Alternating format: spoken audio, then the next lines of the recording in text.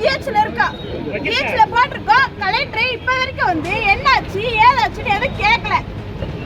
இப்ப காவல்துறை எங்களுக்கு வழி விடுவீங்களா மாட்டீங்களா?